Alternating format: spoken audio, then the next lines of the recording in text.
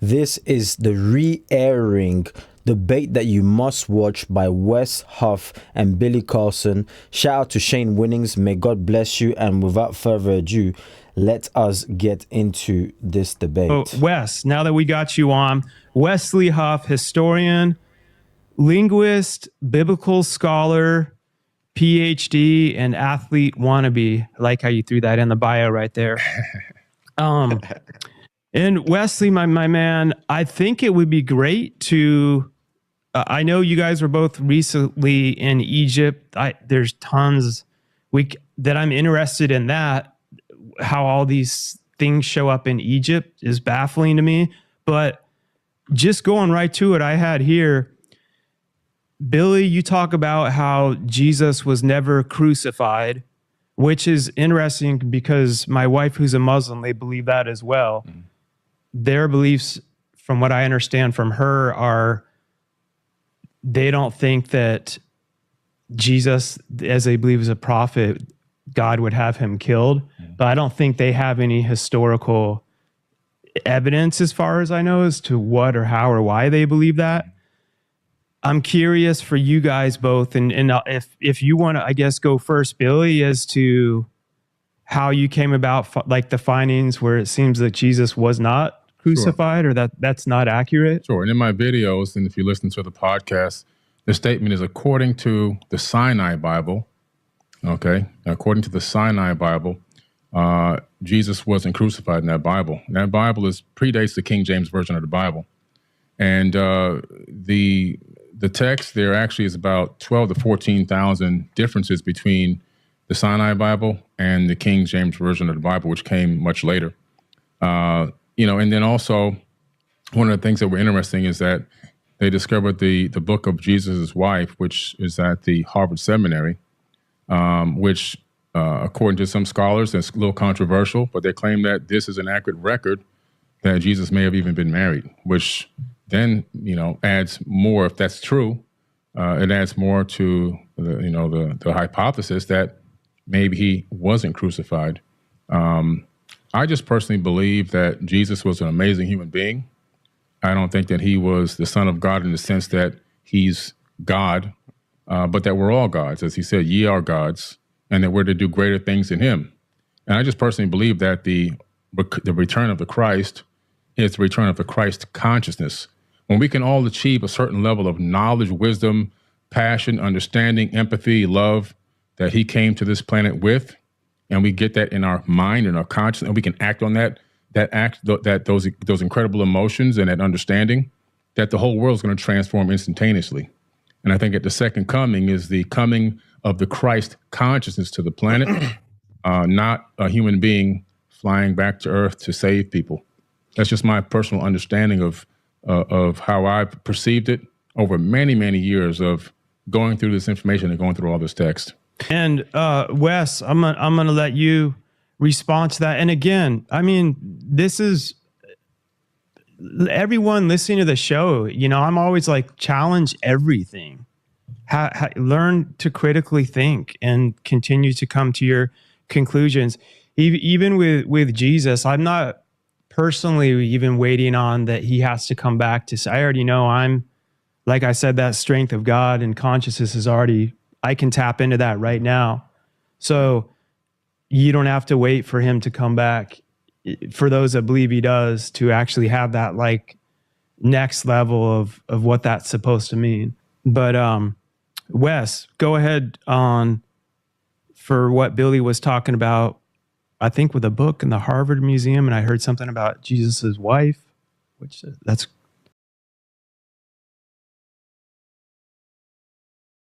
Yeah. Yeah. Well, first, let me say, I think it's really cool to not just be in the room proverbially with you, Billy, but be able to interact with you. Because I wish I could be there in person. Unfortunately, Toronto, Canada is a long way away from Florida. It's a little bit of a jaunt. But I really appreciate the fact that you seem to have investigated to a certain degree some of these facts. Do you mind if I ask a clarifying question? Sure. When you say the Sinai Bible, what are you referring to specifically? It's the biblical text that was written. It made it into you can actually look it up on Amazon. It's a Bible I have a version at home. It's called the Sinai Bible, right, from Mount Sinai. I'm assuming that's the mountain that they're referencing there. But they put together their own version of the biblical text prior to the King James Version being put out. Sure. So when you refer to the Sinai Bible, would you be referring to Codex Sinaiticus, like the codex that comes? Okay. That's why I was trying to get some clarification, because so you can actually go and see Codex Sinaiticus is at the British Library. So you can go and see it. It's on display. And the British Library has actually digitized the entire manuscript. So I work with manuscripts in my linguistic work. I'm an expert on early Christian scribal culture, and particularly in Greek and Coptic manuscripts. I actually have a facsimile. So I have a photocopy that was done by the British Library of Codex Sinaiticus that I work with in my office. So I have it here. And the only reason I asked for clarification is because I want to make sure that what I'm addressing is actually what you mean. Gotcha. And not addressing something else. Because the Codex Sinaiticus in particular is just it's a 4th century Greek manuscript. Mm-hmm. It comes from approximately between 325 and 350 AD. And its text of the Gospels reads almost identical to the modern Greek text that we develop translations from. So my curiosity is just simply in kind of exploring when you say that it denies the crucifixion or that the crucifixion isn't there. I mean, I can go on right now, Codex Sinaiticus, and I can look up the end of, say, Matthew 27, where it has Jesus being crucified. Yeah. And that's in Codex Sinaiticus, or, the John 19, or any of the other ones. So I think my confusion is that it doesn't read any differently. So actually, are you able to pull up a website with the viewers or listeners or whatever, be able to see that right now to make sure I have the version that I'm looking at? While he's pulling that up too, like I keep saying to all the people that aren't scientists traveling the world and linguists, I don't even know how to pronounce it the right way, like me. Linguists? Cyanide, I keep thinking of cyanide, like the poison. Sinai Bible. So right. Is that like a version? So from my own knowledge that I know, when I really studied all this, what I thought was interesting about the Bible was how many different eyewitness. I studied C.S. Lewis back in the day, how many different eyewitnesses and stuff there were. And they went on purpose to mention so many other names that they were able to cross-reference throughout history and throughout those times, from my understanding. And those were different things that I always thought were kind of interesting that I felt was a good concept of proof.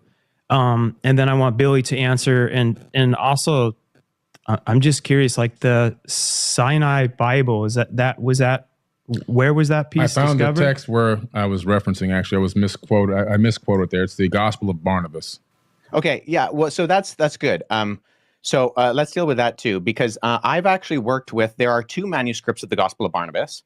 The Gospel of Barnabas is a really interesting document because it is a known forgery, and so that's why I think it's important to get to these sources. So, at the very start of the Gospel of Barnabas, which we only have 2 copies of. One is in Italian and one is in Spanish. We see right off the bat that the Gospel of Barnabas, not to be confused with either the Epistle of Barnabas or the Acts of Barnabas, which are 2 apocryphal documents from the 2nd century, but the Gospel of Barnabas in particular, we know it's a forgery because it does things like in chapter 92, it says that Jesus spent 40 days on Mount Sinai, and then he came to the Jordan River and he walked to Jerusalem. But Mount Sinai is more than a week's journey away from Jerusalem, and neither Mount Sinai nor Jerusalem are close to the Jordan River. So never mind there not being a route from the Jordan River to around Mount Sinai or going to Jerusalem. But there are internal problems with the Gospel of Barnabas, which indicate that it shows no actual indication of evidence of coming from or even having knowledge of first century Jewish understanding. It actually says Jesus is the Christ, but not the Messiah, which indicates that whoever the author is, he didn't know that those were the same words.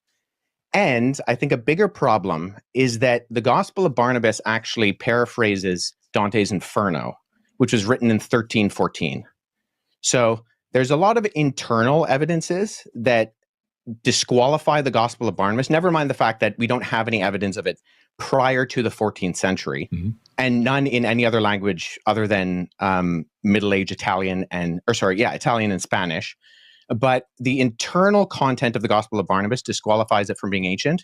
And then the fact that it's doing things like paraphrasing Dante, or it also refers to a rule of the time of Jubilee, which was changed in the Middle Ages from what it was in the biblical year of Jubilee. And it goes with the Middle Ages concept, not the ancient concept. So I think what I'm getting at is, so I'm a historian, and I deal with sources. So when I'm looking at sources, I want to make sure that I have a methodology by which I approach any type of source. So if there is something that denies the crucifixion, I want to make sure that I'm analyzing it and that the methodology by which I analyze it actually reveals that the content can be accurately tied to the event. So if we're talking about, say, Codex Sinaiticus, that's in the 4th century. Now that is, I would agree with you, Billy, our oldest copy of the Bible in the sense of cover to cover, Genesis to Revelation copy of the Bible. Right. The problem is that we have individual copies of all 4 Gospels going back hundreds of years before Codex Sinaiticus. So I have a facsimile behind me of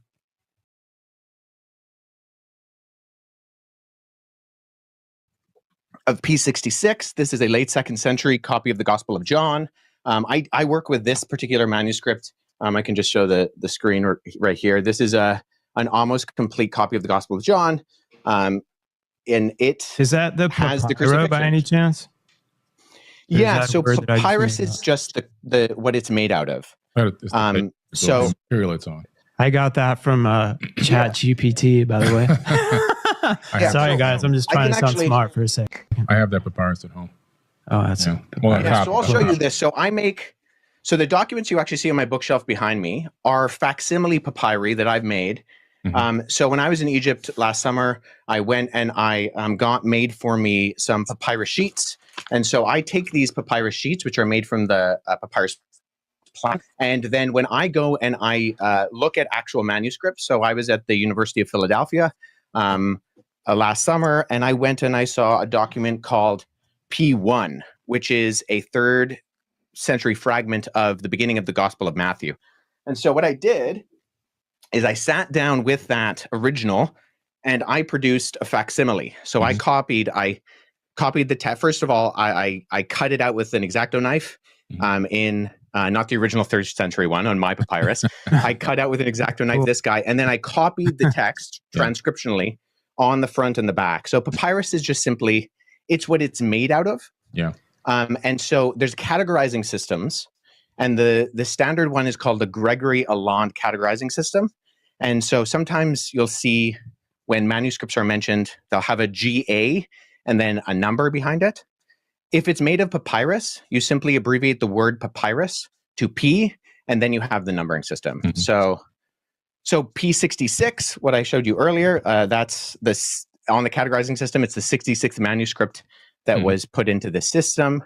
It's from the Gospel of John. I also have, P46 and P47 on my shelf, which includes all 4 Gospels and Acts from the 2nd and 3rd centuries. So the only hesitation I have with what you said, Billy, is that we have single copies of the Gospels that can be dated to the 2nd century that all do have the crucifixion.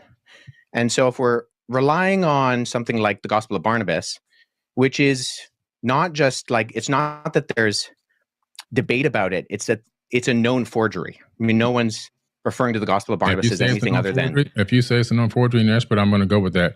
Let's talk about the Old Testament a little bit and leading up into the New Testament. Well, hold on, because do you mind if I address the Gospel of Jesus' wife? Sure, go ahead. What was her name? I'm like trying to write notes like I know what I'm doing, but I'm just curious. So the gospel of Jesus' wife doesn't actually mention. So oftentimes what happens is that the text of the gospel of Jesus' wife is kind of paralleled with the gospel of Philip, which mentions that that Jesus would kiss Mary Magdalene on the mouth. And so those are kind of used in parallel to kind of for this argument that Jesus was married. So the gospel of Jesus' wife is in the Harvard Library. However, the reason we know it's also not legitimate is because even though the manuscript, the papyrus that it's on, was carbon dated to the 4th century, the text was actually copied from a PDF version of the Gospel of Thomas known as Grandin's Interlinear. And there was a mistake in the Coptic text of Grandin's Interlinear that was copied into the Gospel of Jesus' wife. So we know that this is not a legitimate document, even though the papyrus is ancient, and this happens a lot with forgeries. I have a couple of friends who have actually worked on projects that have revealed forgeries within Dead Sea Scroll manuscripts and within other ancient Christian papyri.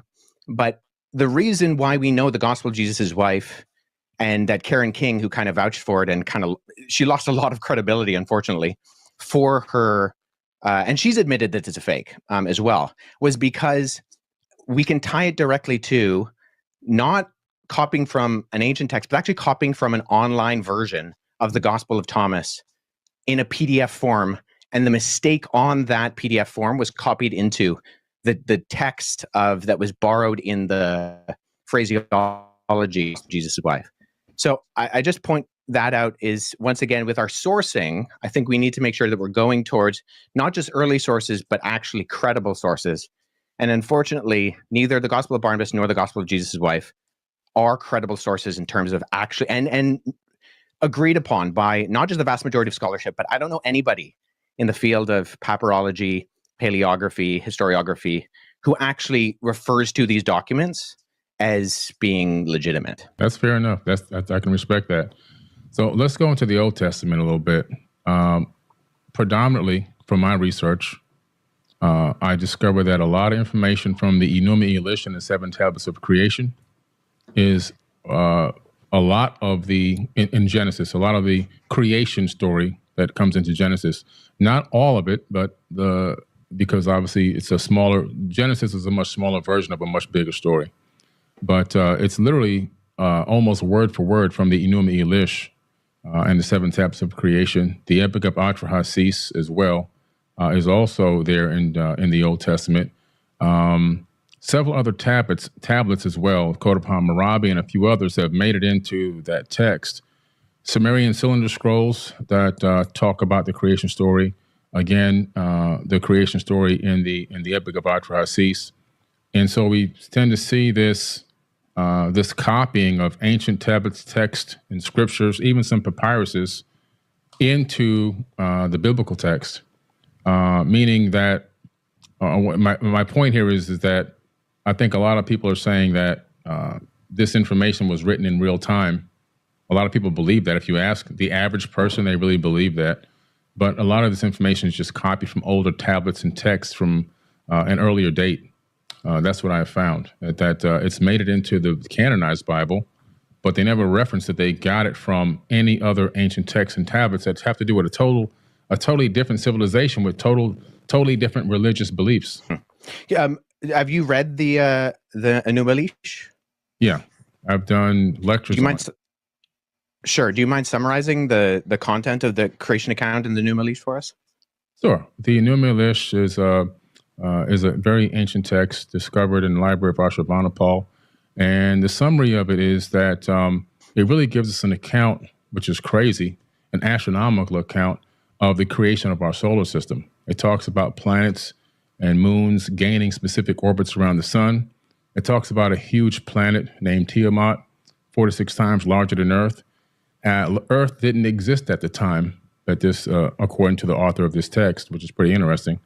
And then there's talks about a nemesis of sorts. In the original version, it's called Nibiru, but in a more recent version, still thousands of years old, the name was changed to Marduk. Marduk is in the Jewish American Library, in the biblical text, in the Torah, and so forth. Very popular figure in ancient times in the religious books and texts.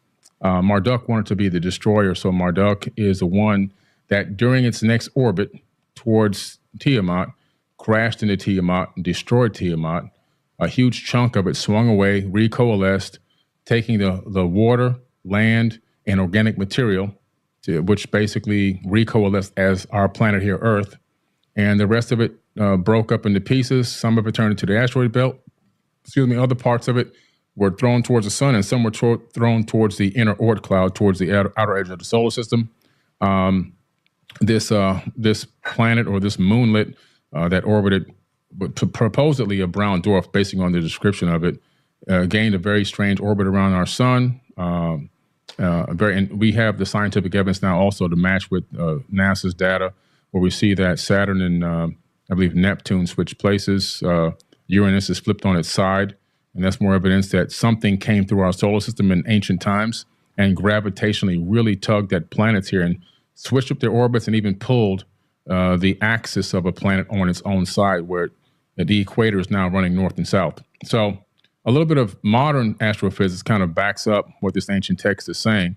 But the Enuma Elish also then begins to talk about the fact that these beings, it kind of cuts into the fact that these beings, are on Earth and at some point begin to engage mankind.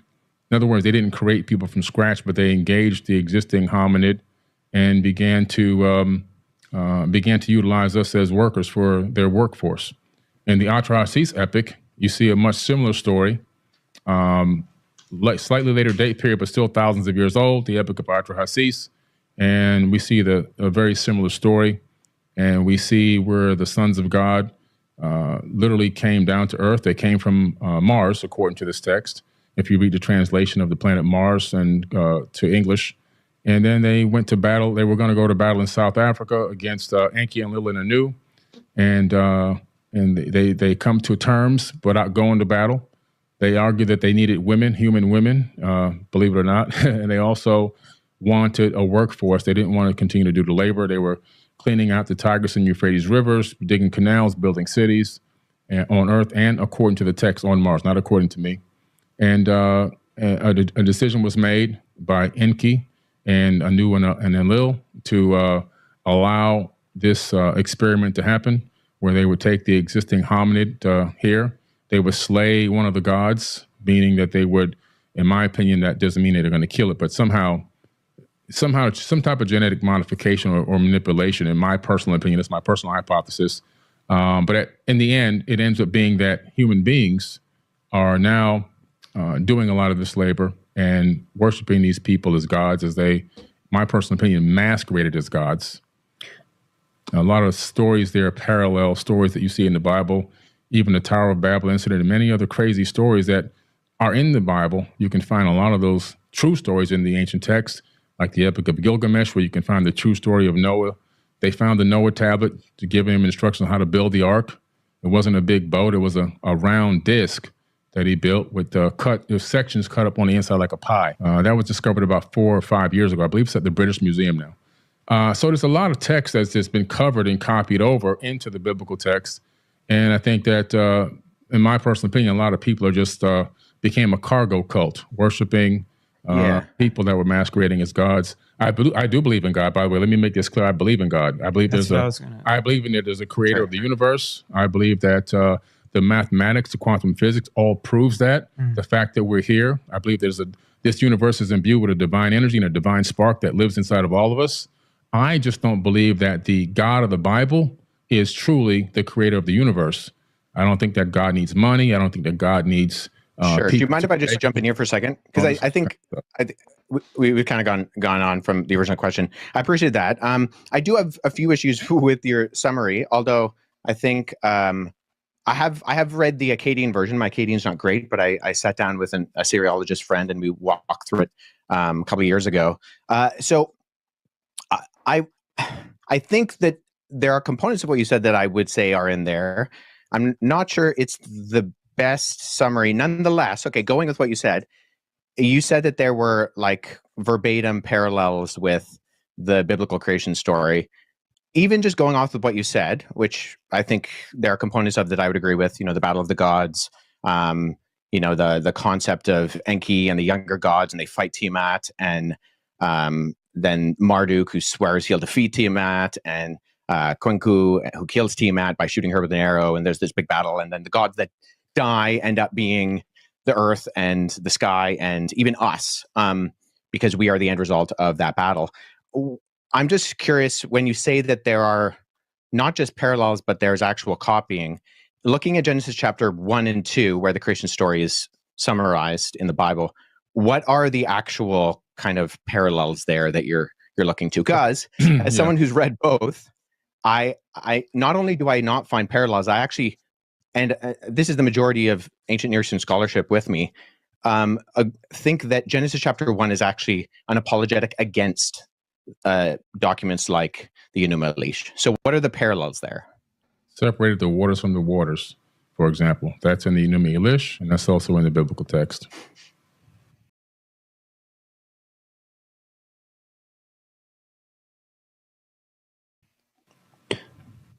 Okay, that I would agree is a parallel. The only reason I highlight that is that if you're making this the argument, because if you brought it up, and I mean this with all due respect, there are superficial parallels. I would agree. The separation of the water, the concept of the earth being formless and void. That's also in the Enuma Elish. However, I think all the other details, it's the details that make the difference. And if we're looking at not the superficial crossovers, but the actual themes and concepts of what it's saying, you don't have a creation within 7 days. The Bible's not going to take the Enuma Elish and put it into the biblical text. There are certain words that they utilize that let me know that they copied it from that text. Like, for example, so what words? Separating the water from the waters, the void, the earth being void. That information is literally just copied over. So it tells you that somebody saw that and said, let me add it to this book right here, or let me add it to this scripture or this papyrus, because it wasn't a book yet at that time. So was this text discovered that makes it parallel to Genesis? Was this like supposedly discovered prior to? I'm just curious. It wasn't discovered prior to the Bible, but it dates back long before the Bible was ever written. Oh, okay. So let me just say this. So the reason why I say it's actually an apologetic against that is because the purpose of the Enuma Elish, which the Babylonians read every Babylonian New Year, was to point out the fact that the deities, and there's countless deities in the Babylonian pantheon, they actually come from the created order. So they're not outside of time and space. They actually come from the created order. And when they die in this battle, right, when Tiamat is defeated, the defeated gods become the earth and the sky and the plants and even you and me. And in that sense, the theme is that you don't actually have any purpose or end result, and you're not created in the image of God. In fact, in the ancient Babylonian system, only the kings were created in the image of God. And what we see that is counter to that is that even, sure, there's superficial, divided the waters, but we find that in almost every society and culture. That's not a parallel as much as it's just a generality. I would say what we see within the biblical account is that God purposefully creates. There's only one God. He purposefully creates, and then he creates, and it's good. And it continues to say it's good 7 times. And then at the end of chapter 1, just for the thick people in the original audience, it says, and then it was very good. And then he creates humanity, not kings, but simply the humans that he creates in God's image. And they have purpose and meaning, and that instills them with this creation order. And that's not what we find in the Enuma Elish. In fact, we find the opposite in the Enuma Elish, is that the created order is not good. It's a mistake. And that you are not created in the image of God. And there's a reminder that regular people are not created in the image of God. So linguistically, I mean, Hebrew does have Semitic ties with Akkadian. Doesn't with Sumerian. Sumerian is a language isolate, a glutenizing language. But I would say, just with all due respect, the parallels linguistically are not there. There might be superficial kind of concepts that are there, but they're so superficial that we can find them in everything, in the sense of I I'm in my office studio, you're in your office studio. That doesn't mean that, that we're the same people or we're even in the same place. Does that make sense? Yeah, but I don't agree with that. I just see if I have all these texts out, there's a lot of different information that you can see. There's a lot of it's been copied word for word into the biblical text. But what's the word in for word? In your version of what you believe in, you keep saying that God's a he. Yep. And so where do you get that from? Throughout both the Hebrew Old Testament and the Greek New Testament, you have the masculine singular pronoun used for God. And why is God a man? Where's the evidence of this? Well, God isn't a man. See, within historical Christianity, we don't believe that God has a gender. However, the way that he has decided to reveal himself is through the masculine plural, and then ultimately by becoming a human in the person of Jesus Christ. So we don't believe that God has a gender. In fact, the fact that God creates humanity in his image and he creates them male and female, those are two aspects of the image of God. And so that's the completeness. So historical Christianity has never argued that God is gendered. Jesus is gendered in the sense that during the incarnation, he becomes a human man, but he's still fully man and fully God. But God is spirit. And right, as the scripture says, we worship him in spirit and in truth. And but nobody's arguing that. What's that? Sorry? That always blows my mind. God is the same all the time, right? He's always good. God is all the same all the time. Right? But we do see that in Scripture, God has revealed himself through the masculine plural. And there are aspects of God's character that we see within Scripture that do actually communicate. Jesus says that he longs to gather Israel like a mother hen collects her chicks. So we see aspects of, the feminine of God, not meaning that God is feminine, but that the image of God reflects both the masculine and the feminine. And that's why when the two become one flesh, there's a uniting of that reflects the image of God as well. Do you believe that the majority of marriage? Do you actually believe that the majority of Christians really believe that God is not masculine, that God has both aspects? If you it's irrelevant what the majority of Christians believe. On the road, how many would tell you, that God's not a man? They've never been taught this. Well, I was taught it growing up. I was taught it in when I was a child, when I went to seminary, when I went to Bible college. I was taught it in graduate school. I would say I would say a few things to that. I would say, in one sense, it's irrelevant what the majority of Christians believe, because what historical biblical Christianity articulates is what they should believe. There are Christians who run around saying all sorts of things that are not in conformity to biblical, historical, Orthodox Christianity. And they shouldn't believe that because it's irrelevant. And so if one Christian believes something that is not in line with biblical Christianity, that's on them. So God is not gendered, but he does express through inspired scripture the masculine the masculine pronoun. That's pretty convenient. For an all-knowing, all-loving God to understand that human beings are going to take that and abuse it to put their boot on the neck of women for eons.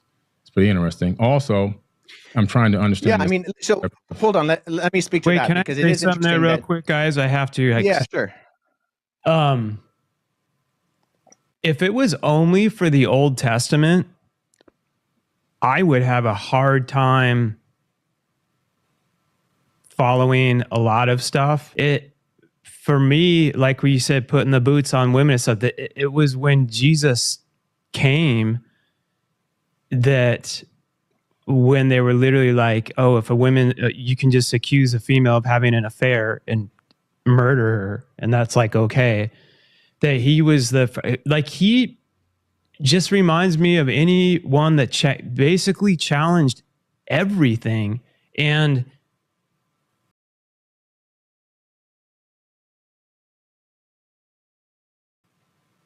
people would say that it didn't contradict what's in the Old Testament, but however people were interpreting it, they were believing that they were following the Bible to women can't do this, you stone them if they have an affair or if they're accused of having an affair. And Jesus, as we know, the famous scene when they were about to stone her, he's like, he who hasn't sinned cast the first stone, basically saying no one's perfect. And was the first one that I know of that started like speaking to other tribes and other countries that people weren't supposed to, like, they were so racist and prejudiced. And this is where my heart opened up, is like, he stood for this love and this God that broke down all these barriers and just flipped what all the scholars and everything was saying on its head. And that's where I found that I believe that he was crucified, because he went so far like against the grain at the time. And I get what you're saying too. Like, there's stuff where it's like, oh, that's convenient, where human beings can add in that this is there and that's not. But something else that I always was curious, I'm like, if especially the New Testament, if it was like written by man and stuff and pre-planned, I'm like, I think they would have done a better job of not making a lot of the people so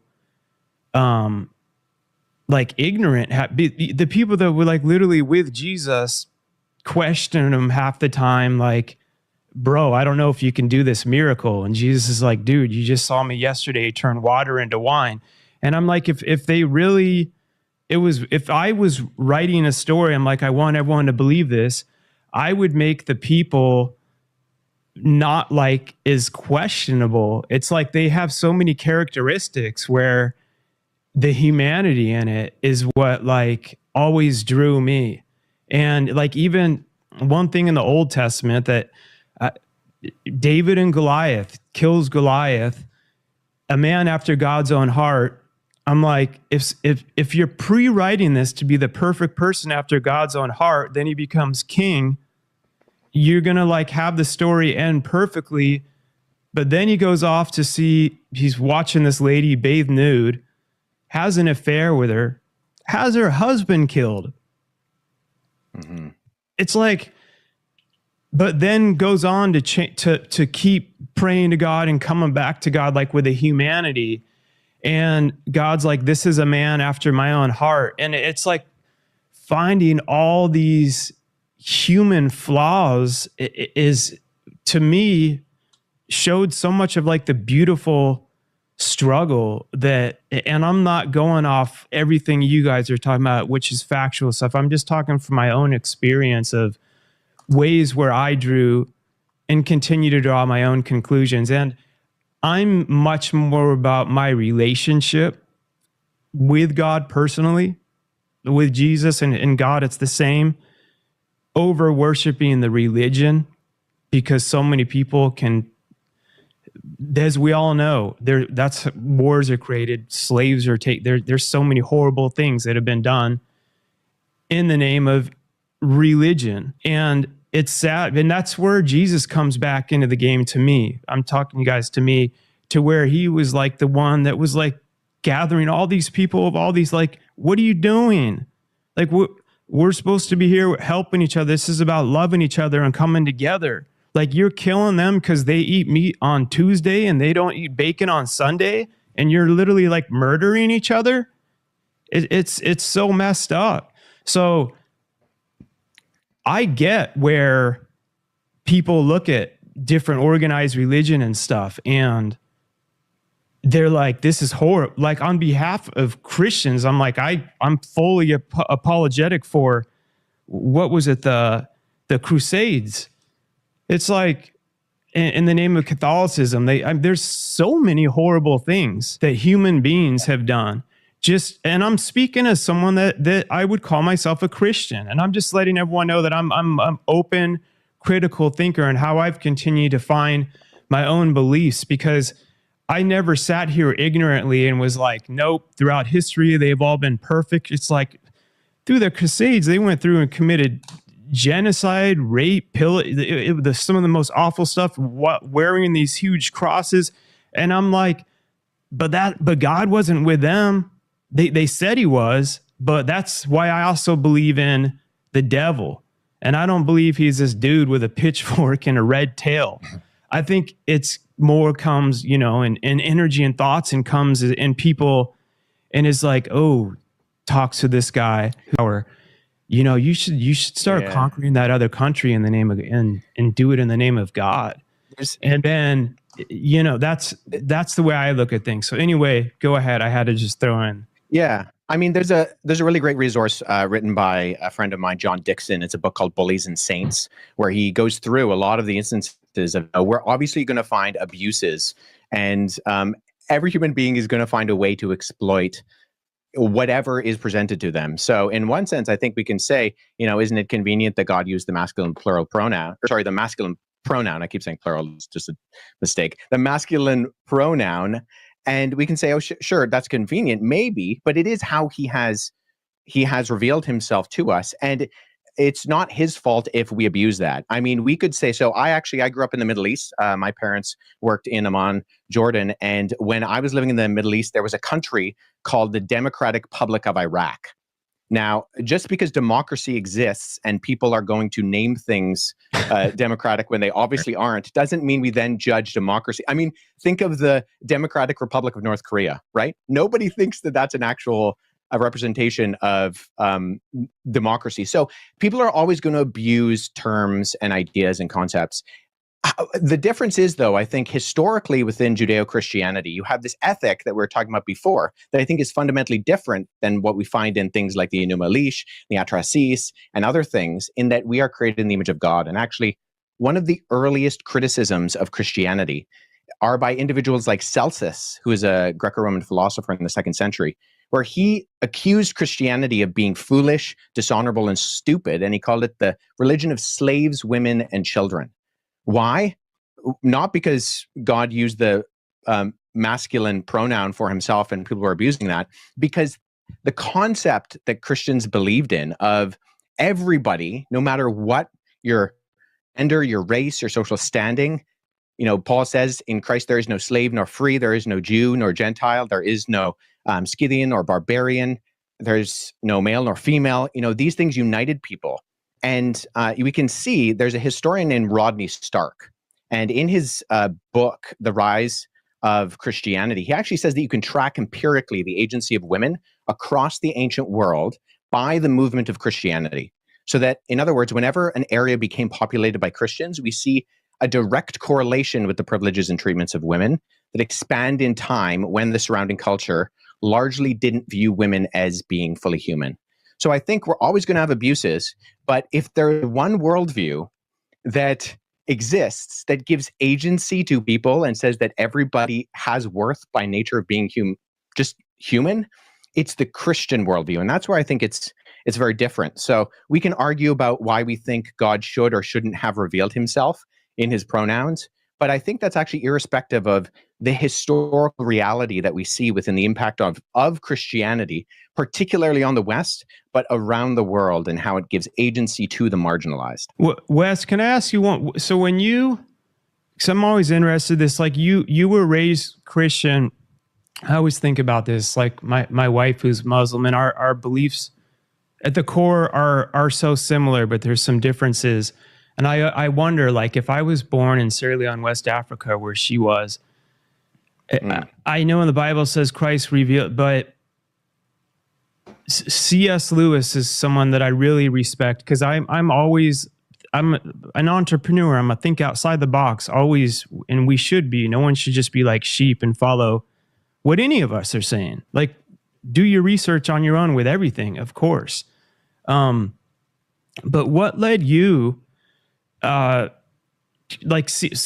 going back to C.S. Lewis real quick, he was a famous scholar who was once an atheist, set out on a journey to basically disprove the Bible. As he went to do that, he himself found out that to be like one of the most historically accurate written books, which really shocked him. He then became a Christian after that. He's done the Narnia movies, Lion, the Witch, and the Wardrobe, or their books. They weren't movies when he passed away. But he has an amazing... I love people like him because he doesn't just act like... He always was questioning everything. He's like, why is there this going? Why are these little kids dying, God, when they're But something that he continued to come up with, which reminded me so much of Jesus and the love conquers all things too, is when so many people overly get caught up on religion over the relationship. And he's like, I've actually met some atheists that are closer to God without even knowing it. And I've met some Christians that are further away from God without even knowing it. And I believe that too so much. And I'm just really curious, like, as you went on your journey as being like a historian, studying biblical text, and then being raised, of the church, did you take it? I don't want to put because did you take it upon like whatever I continue to discover, I'm going to have to accept, like, say something you did find when you were in Egypt revealed differently than what you were taught? Like, did you kind of tell yourself I'm going on a quest, like searching for truth without like a set conclusion to prove Christianity, knowing that it could go either way? Am I making sense? Yeah, I mean, I grew up in a bit of an unusual household in that my mom grew up in India, and my parents, when I was younger, I was born in Pakistan, and I spent a portion of my childhood in Jordan. I grew up in majority Muslim countries and surrounded by majority Muslim environments. And we had, a copy of the Quran in the room. In fact, we had the Bhagavad Gita and the Book of Mormon, and for a little while, other documents in our house. These were things that my parents, although they never verbally said, these Christianity is true, therefore these are not forbidden. These are not verboten. The truth, capital T truth, of the reality of the world that we hold can stand up against scrutiny and investigation. And I did do a great deal of that as a kid. My dad is a historian as well. He has a doctorate, and I grew up on him, reading the rise and fall of the Roman Empire. But at the exact same time, the reason why I actually went to university with full intention of going into the police force. Oh, wow. But it was interactions with Muslims and Mormons and Jehovah's Witnesses and atheists and accusations against the credibility of the Bible, which actually piqued my interest, because they would say things that I said that I thought, if that's true, of course that undermines what I believe. I believe that Jesus is God incarnate.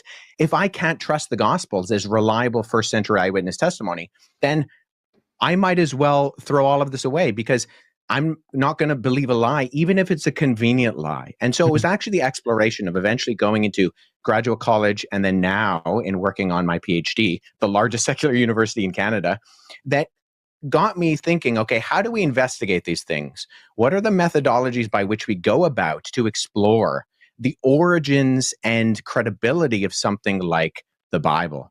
And that investigation, with all due respect to Billy and the content that you put out, has actually confirmed what I believe.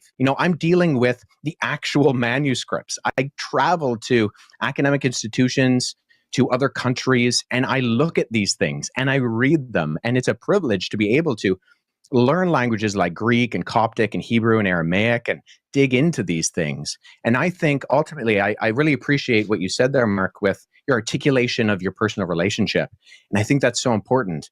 But I think it's also important to remember that that relationship is based on something that's real and verifiable. And we can look into the evidence. I have friends who are linguists, philologists, and historians. And when we look into these things and we talk with one another and we're discussing, we're constantly trying to falsify our theories, because that's what good history does. We're looking for the falsification. You don't go in, ideally, if you want to be a good historian, with trying to prove your original thesis. You go in and say, okay, what are the avenues that actually could disprove this? And then how do we engage with those in an appropriate and articulate manner? So what I believe is true, but I believe it based on the evidence of the actual documentation. I've read a lot of the literature that you're talking about, Billy, the Enuma Elish, the Atrahasis, the Bhagavad Gita, the Epic of Gilgamesh, and I've read some of them in their original languages because I've tried to be a good historian and go back into the primary sources. Or if I can't, engage with people like my friends who are Assyriologists, who are philologists and try to not just go off of a translation, but the original. And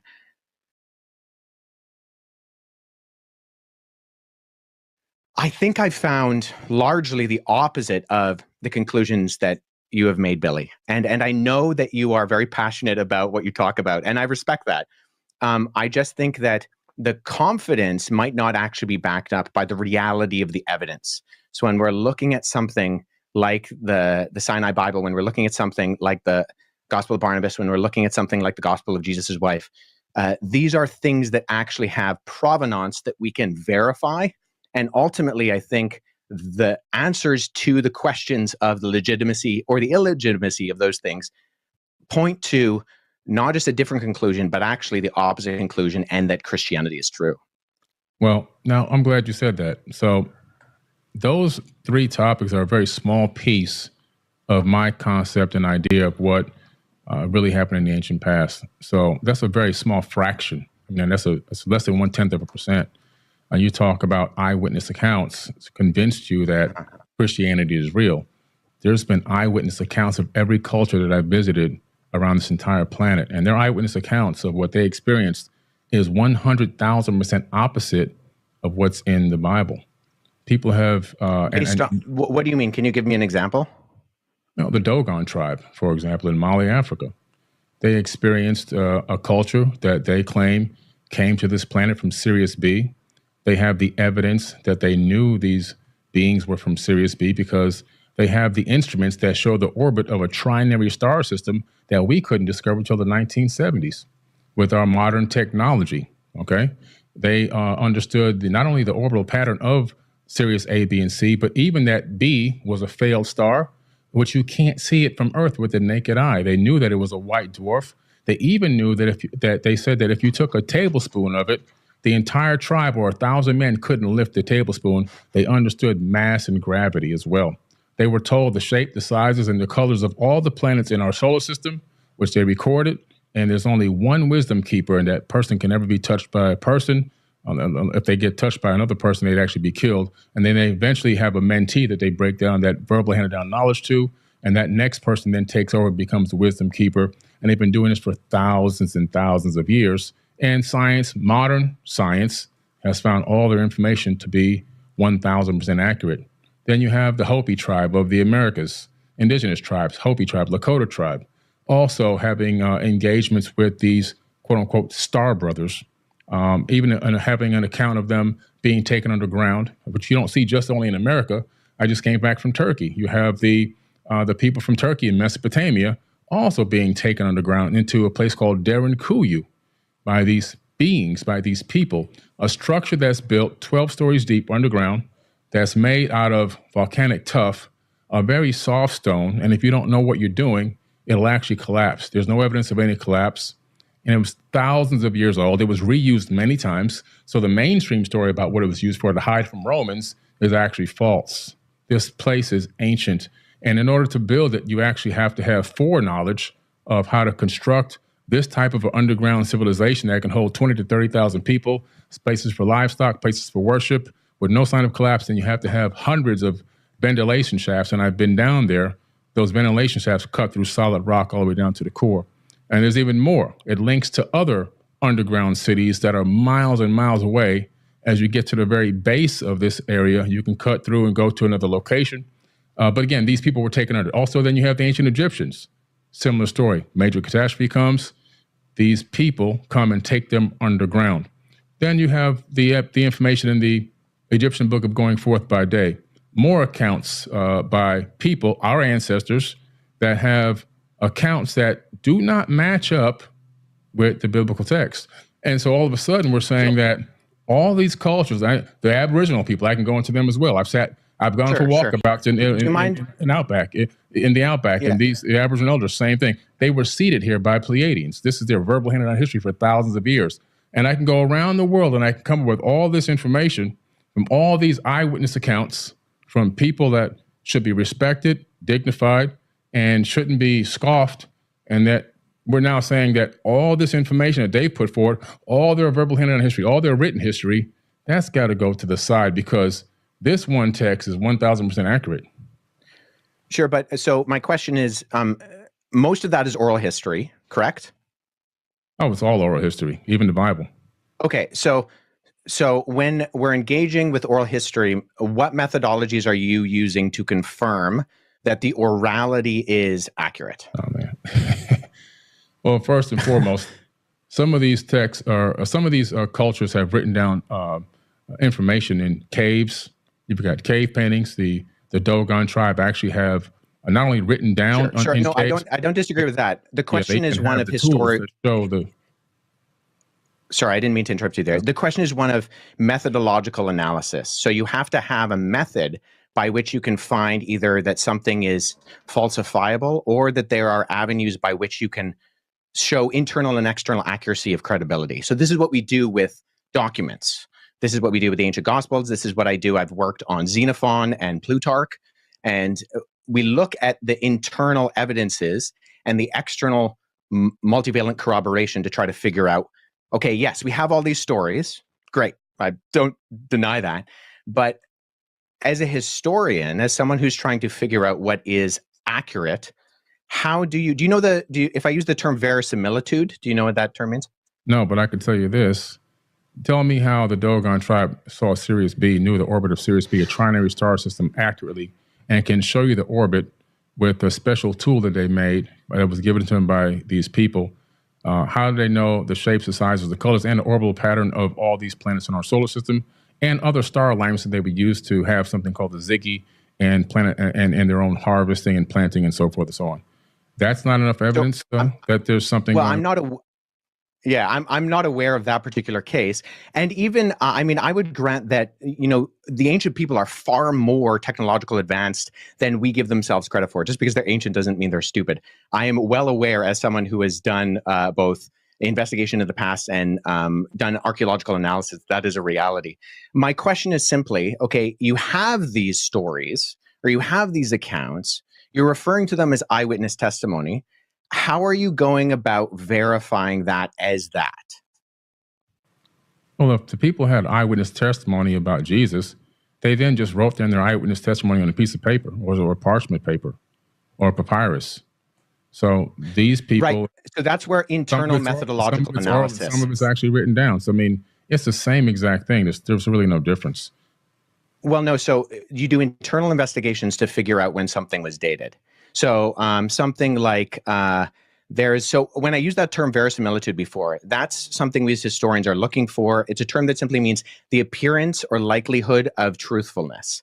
So when you do historical analysis, it's an inference to the best explanation. So you have proof and you have data, and you're extrapolating that data on levels of probability. So some things can be confirmed as high probabilistically true, and other things are lower in their probability that they happened. But there are different methodologies, different ways that you explore historically how that happens. Well, so for the Gospels, we look at... was with the Dogon tribe. Scientists went there to visit the tribe, and they still have no answers because they used their modern science. They took the best scholars to visit these people, and they're still scratching their heads. Something happened there. Sure.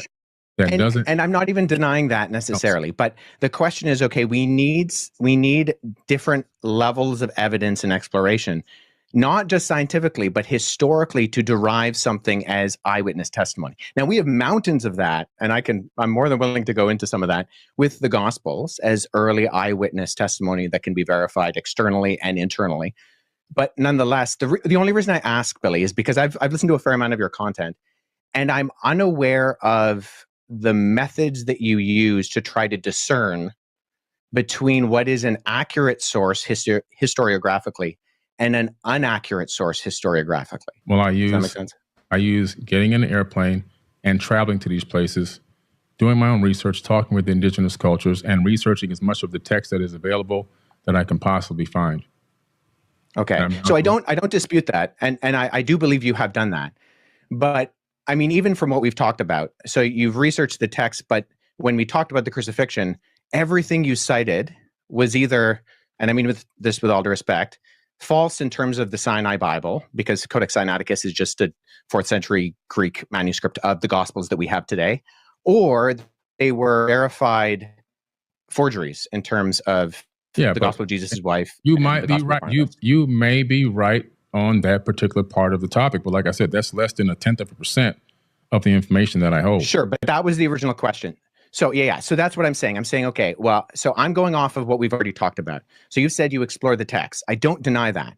But the evidence, by going off of what you have put forward in terms of the actual documentary evidence, is not just less than convincing in my respect. And I mean this with respect, because I think you have done a lot of research. You've traveled to these places. I have too. Like, this is what I do as my career. But I'm not really getting indication, because in history, we go to the primary sources in their primary languages. And when Mark asked, okay, why do you deny the crucifixion? The sources you used were not primary. Okay, we're still talking about the same thing over and over again. There's so much more we can talk about here. We're wasting a lot of time. There's so much more. That's this amount.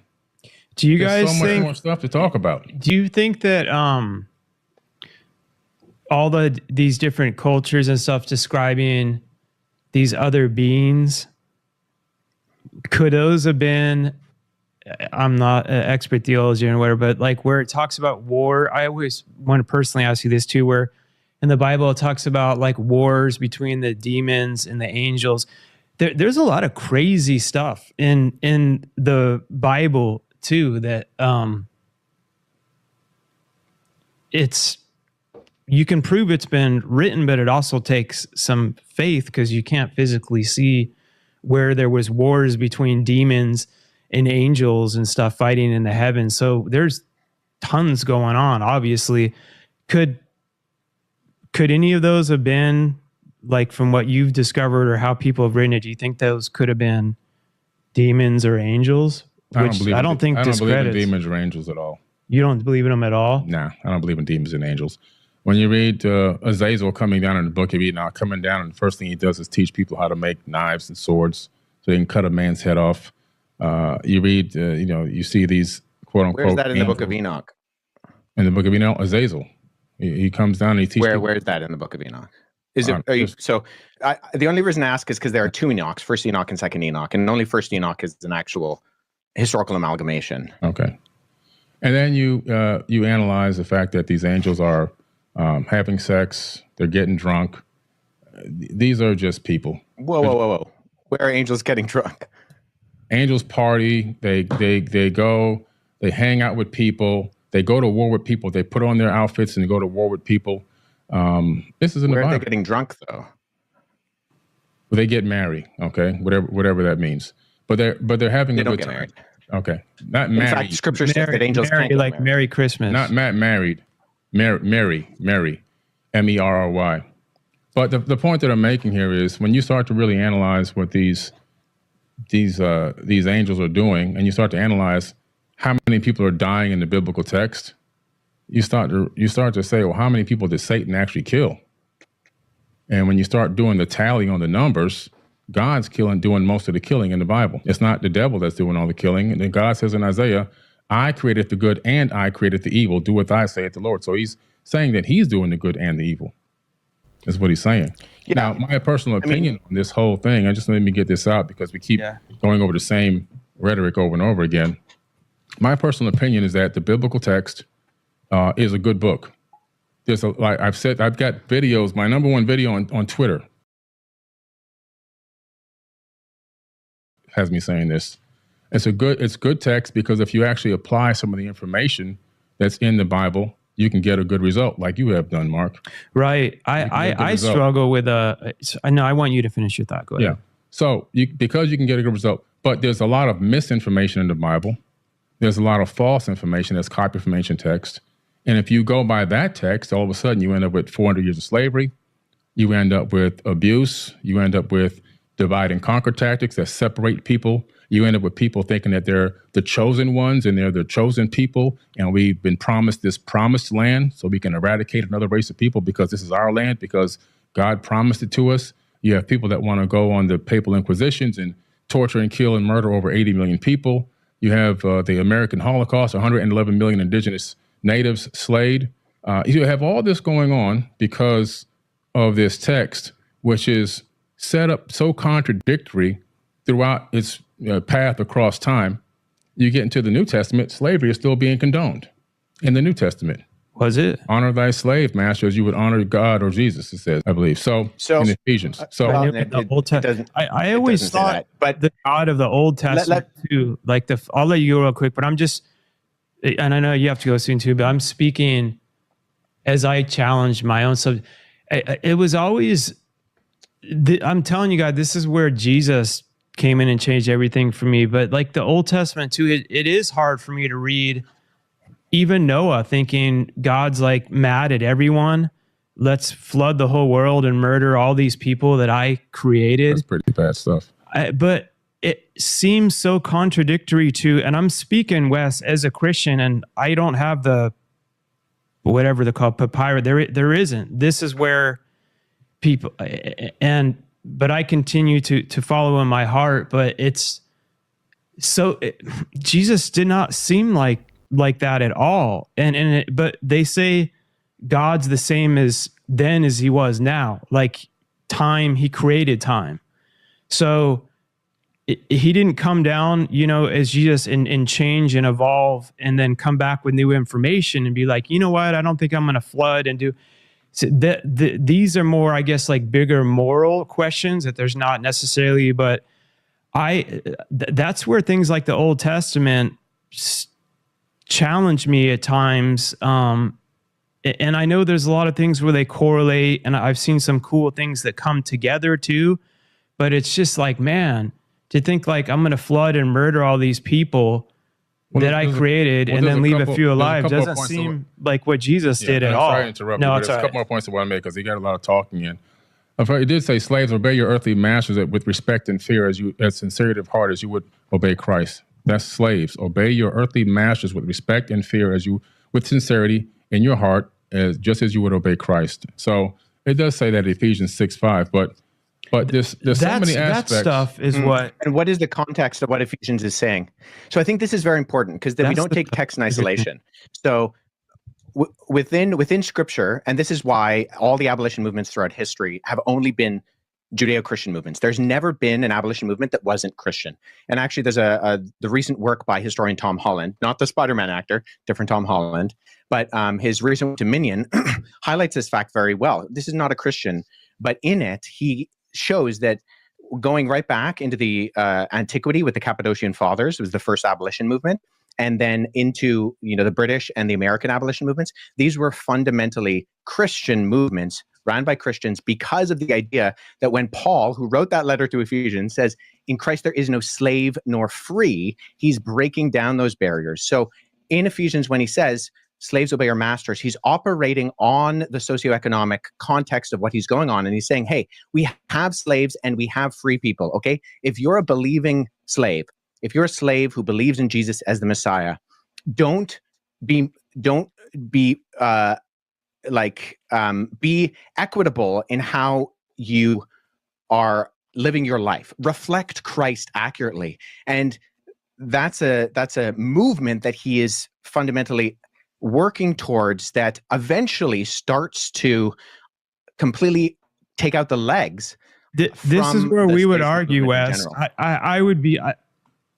I love. By the way, I love that we're all. This is respectful. I don't feel this is all just three grown-ups talking in a healthy way. I appreciate this. And I think this is going to give us. But this is where you and I sitting down in the room. I would be like, great that you came to that, but like, what were the methodologies did you use to conclude that him saying the slave be the master to the slave, you're able to interpret it meaning that he's meaning that? Because I was also raised in the church, and I would question when they're like, oh, in the old days when they said women don't wear jewelry, that's a sin. You would know the exact verse. Yeah. And then they're like, oh, but that was just written because at that time, that was what they did. But then the next week, they're telling me, but if you believe in the Bible, you either believe in all of it or none of it. I'm like, well, how come you're just... Yes. And they're like, but it's okay for women to do that. Now, those are the things where it's like, we've got to be honest here. Like, if you're respectfully challenging Billy. Billy's going to go and do research and be like, okay, now I want to see how to have, because we're all critical thinkers. Those things seem to just get so blindly pushed over when they're like, but that doesn't apply now. And it's like, I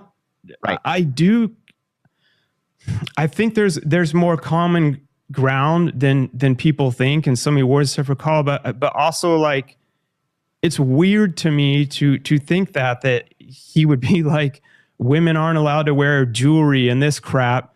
And then Jesus came and he's like, none of that matters. And then for them to be like, oh, that only made sense then, but now it doesn't apply. But believe everything in the Bible all applies. You know what? Like as a Christian myself, this is why like I'm always like, So there's a discipline called hermeneutics, and that's the methodology of interpretation. So there are multiple levels that you interpret something. So whether we're dealing with, say, the book of Ephesians, or we're dealing with Tacitus's Annals, we look at something and we contextually read it within the framework of how it's being written. So there's a historical approach where we look at the context. Okay, Paul is writing to a church in Ephesus. What's going on in Ephesus, and how is what he's saying in that city in what is modern day Turkey, how does that pertain to that particular time and framework? Where is Paul coming from? How does it pertain to now, though, is my question. Because so you're giving me... Here's how I answer that question. And I love you to death, Wes, but you're starting to give... Sorry to interrupt you. I believe in God. Like, I believe in... This host is trash. And Billy believes in God too. I get why things are challenged and things need to be challenged, but it's saying that was to women then, but being raised in the church and stuff, they say, but then they'll pick something and they're like, but that doesn't apply to them now, because in that context, he was talking to this certain town where they were having problems with I'm like, well, that's not written anywhere. And they're like, well, if you go to blah, blah, blah. And then they say, well, God is all knowing. So he perfectly chose what was in and out of the Bible. I believe whoever created the universe, which is God, in my own opinion, is way smarter than any of us. Why would he leave something like that crap in there, that women shouldn't wear jewelry and all that, and then have in the New Testament, that crap doesn't really matter? Like that's where it's like, I have to believe that it's not I do think there is parts where things got written in, and I don't think they're the major things personally, like whether or not Jesus was crucified, which I think is a major thing, because if he wasn't, that I've studied that a lot. That would challenge that would challenge the core of my whole belief system over whether or not it said if women can wear jewelry or something. But I do think that, and I don't know if there's an exact answer to this, but I do think, that's perplexing to me. A God of all wisdom would choose to leave some of that in there. It's like, why? Yeah. So here's the thing. So the Bible was written for us, but it wasn't written to us. There is an original audience, whether that's the ancient Israelite in the ancient Near Eastern culture, or whether it's the Greco-Roman believer in Jesus within the city of Ephesus. So as historians, and I mean, most of the books on this end of my shelf are what are referred to as commentaries. Sorry, I got to cut you off again. Wouldn't God be smart enough to know, I'm not just going to write to this demographic of this civilization now, knowing I'm a God who created the whole world, and people are still going to be studying this thousands of years later? That's what I was going to say, but I didn't want to come off. Yes. So I'm sorry. By the way, I'm the worst interrupter ever, and it's more of my ADD type thing of like, I get a thought and I got to get it out, or else I freaking forget it. So you're a grown man. I'm sorry about interrupting. Thanks for throwing me under the bus for that. Yeah. So, how I would answer that is I would say this. So you do have examples of where Paul is writing, and he's writing to a particular group. And so we look at, okay, what does it mean for a woman to wear and adorn themselves with gold in a first century Greco-Roman context, right?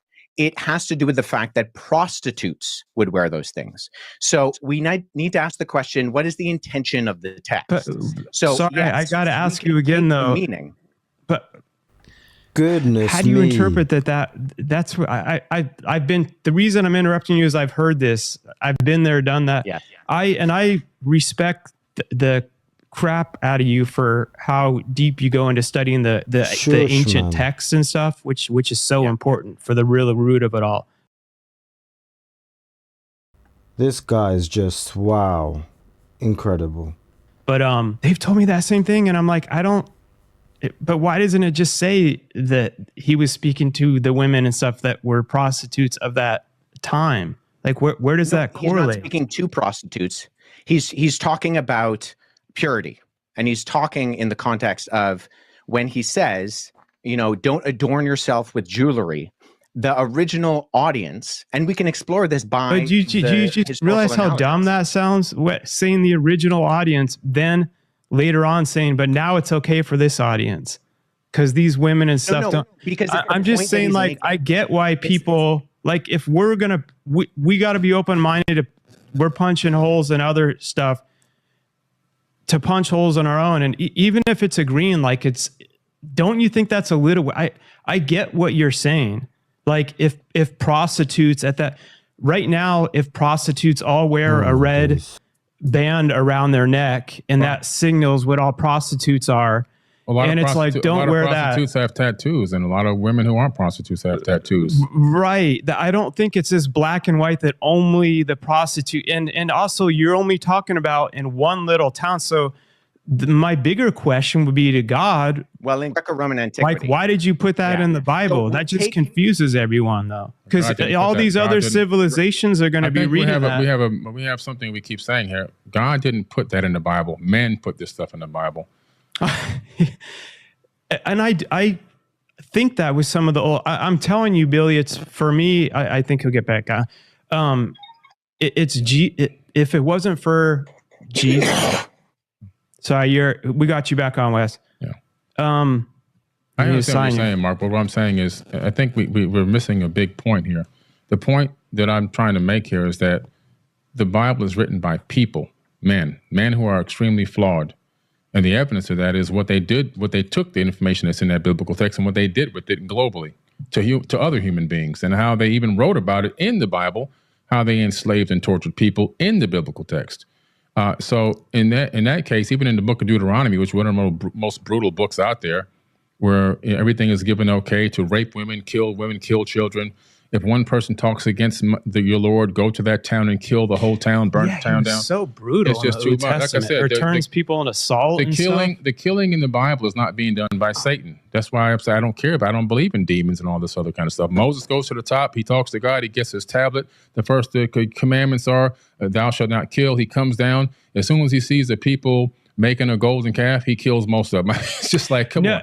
It's just ridiculous. And I've learned with some of these stories how it correlated with kill your first son, related to then what happened with Jesus. But I'm still like, in my head, they're like, that's so beautiful. He was willing to sacrifice his son as God would. And I'm like, I don't believe that's so mean that God, I don't believe it's beautiful. Like, Jesus changed my whole story. No, when I'm in heaven, and I don't believe God is irrational, because he would be smarter than every one of us to be able to literally create everything. I would be like, God, I don't like, why would you tell that dude to kill his son? I don't see any benefit in killing your own kid. And then right at the last second, he's like, no, it's cool. I was just testing your faith in me. It's like, that seems psychologically, to me, when God's like, kill your own son, but then at the last minute, it's sadistic. Don't do it. Oh man, you proved your faith to me. I would be like, God, isn't there like I don't feel like you need to do that to a person. I don't think that's such a beautiful story. And I'm talking as a Christian. There's a lot of things with the Old Testament I struggle with, but it doesn't change my overarching beliefs. And I think there is things that are written in, maybe misinterpreted, that aren't as important as the bigger things, like the crucifixion and stuff of Jesus. Like, hoping to God that your methodology of proving that is right compared to Billy's in that specific scenario. But in some of these other things, like, I almost rather them be disproved that God killed his, that God, and I've heard a lot of these different answers and stuff. And I know God gave us free will, and I understand all that too, but it's just like the God of the Old Testament and Jesus, it's hard to believe that they're the same person. Yeah, sorry, I cut out quite a bit there, and so I think I missed a large portion. I'm not, so you keep popping off, Wes, and I'm not getting to say a lot of stuff that I want to say. Go ahead. I'll shut up. So let me just say this. So the most quoted verse of the Bible in the Bible is a version of Exodus 34:6, which fundamentally describes who God is, that he's compassionate and loving, full of grace and mercy, and abounding in steadfast love. And so, in fact, if you read the book of Jonah, the beef that Jonah has with God, the reason why he doesn't want to go to Nineveh is because he believes that God is so loving that if he tells the Ninevites to repent and they repent, God is going to forgive them. So fundamentally, we have the picture of God consistently throughout the Bible, both in the Old and New Testaments, as being a God who is rich in love and mercy and abounding in steadfast kindness. And so we want a God who is just. And just to speak very briefly to the slavery issue, I mean, Leviticus 25 condemns by death the man stealing. So stealing someone and selling them into slavery. And the fact that the 10 Commandments are prefaced with, you are a nation who was slaves. You know, I'm the God of Israel who brought you out of Egypt. So there's a fundamental difference, and there's lots of literature on this. I would encourage people to read my friend Paul Copan's book, Is God a Moral Monster? He's written some excellent stuff. He's also written on Did God Command Genocide in the Old Testament? He's a leading expert in the field of a comparative analysis of ancient Near Eastern war literature. And so there are very coherent explanations for these things, and that slavery within ancient Israel was very, very different from what slavery around the ancient Near East was like. And on top of that, once again, slavery continued on when abolition movements happen. What's that? Sorry, Billy? I said slavery continued on throughout the Bible with no problems. But it was always undergirded by the fact that this was not the ideal, that this was something that should not be done. And even slavery within ancient Israel was fundamentally different than slavery around the ancient Near East. This is not a contested fact. You can look at the scholarship of individuals like Wright, who's written extensively on this. He's an ancient Near Eastern ethicist. And there's vast difference between the law codes in Leviticus, Deuteronomy, and Numbers, and something like the Code of Hammurabi, which puts people on a tier system and gives different punishments depending on where they are within society. That's not true in ancient Israel. If you were a king and you stole somebody and you sold them into slavery, they would punish you by death. But if you steal somebody else's slave, you can't steal somebody else's slave. That's not a good thing to do, right? The point that I'm making here, I got to say something before I get out of here, is the Bible is full of contradictions. The biggest problem that we have is we're dealing with a civilization on this planet that is psychologically impaired. Human beings are psychologically impaired. This entire planet. We're living on an insane asylum. Earth is an absolute insane asylum. Mental illness has spread throughout the planet Earth like a complete virus. And when you take a text like the biblical text, knowing that human beings globally are mentally ill. This entire planet is a mental insane asylum. And I'm talking everyone. All 8 billion, whatever number of people we have now, are all mentally ill. And what I mean is there's different levels of mentally ill. We all have trauma that we're not dealing with. We all have internal issues. We all have situations that shadow work that needs to be done. And some people are at higher levels of mental illness than others. Most of us are functional mental illness people. But when you take a look at the biblical text and you start going through this information, and it's the way that it's laid out, it becomes a proponent of more divide and conquer tactics. It becomes a proponent of racism. It becomes a proponent of slavery. It becomes a proponent of all these things that are dark and ill, including murder and killing in the name of God, which has been done how many millions of times. So my thing about the biblical text is it actually authored by the creator of the universe, or is it authored by the dark forces of, maybe, if this Satan is real, Satan himself? And the reason why I say that is because all-knowing, all-loving God, omnipotent and omniscient, that is creating not only this universe, probably most likely multiple universes, because a creator never stops creating, especially with infinite power, is now at some point going to author a text that is going to allow human beings to misinterpret it and take it in his name and begin to slay people, torture people, and enslave people worldwide, to claim that you're chosen ones, to set up a state of chosen people, and then to even claim that you have chosen land, and to torture and kill even more people, women and children, in modern times, still going on till this very day.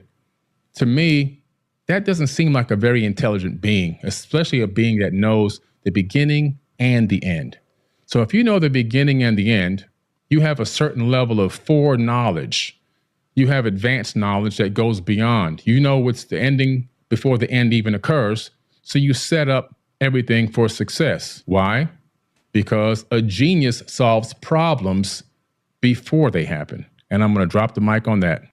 With some of that too, I think came back on. Yeah. I gotta get to this meeting. Yeah, there's old stuff that it's hard to comprehend, but the thing that continued to change my life was Jesus, and the core of it was love conquers all things. I can't miss it. So yeah. Keep going. All right, brother. We can do a follow up. I really appreciate it, Billy. Thanks so much for interrupting.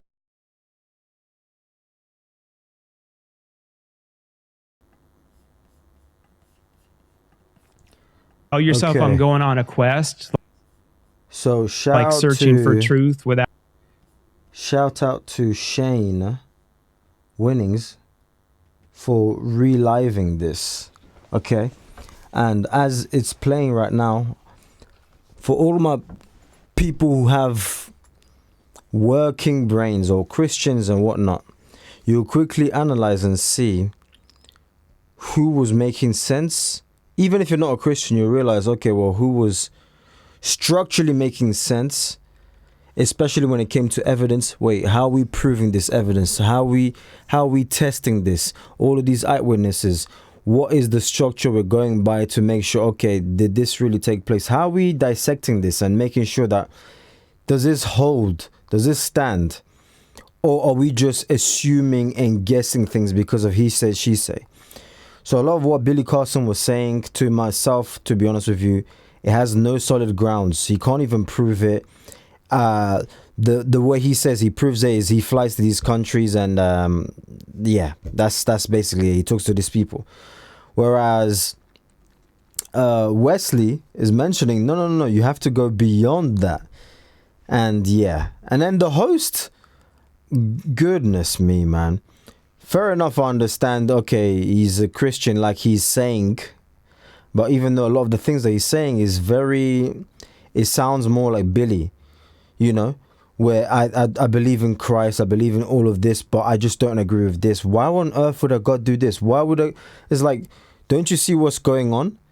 That God's ways are not your ways, just like it says in the Bible. And if you are someone who's proclaiming to be a Christian, it sounds a lot like you're struggling with the submissive part of bowing down and saying, you know what, even if I don't understand, I can't challenge this because my brain doesn't have enough gigabytes to understand this amount of data. And then you have someone like Wes who's saying, well, it's not even about that. If you just read and see the context, then you see it makes sense. Oh no, they disregard the context. Why would a God do that? It goes back to the basic thinking of someone who doesn't know anything about Christianity, and they say, if God really existed, why would he kill my grandmother? I mean, come on, really? So you just believe your grandmother, your parents, you yourself, we're just all gonna live endlessly, nobody's gonna die? I mean, Make it make sense. As human beings, we're so good at acknowledging and loving God and saying God is great when he gives us kids, when he allows you've been praying for a child, eventually you get one. But when it's time, it's God that gives, it's God that taketh. When it's time for him to take back what he gave, that's when the big issue is. That's when it's a massive problem. So I don't even want to influence you too much, because some people might say, oh, no. You be the judge as to this debate and how it went down. For me, the host was not professional. He could have been way more professional. Even the way he communicated was, it wasn't great. But as I said, I'll let you guys do the judging in the comment section down below. Let me know which video to check out next. God bless you all.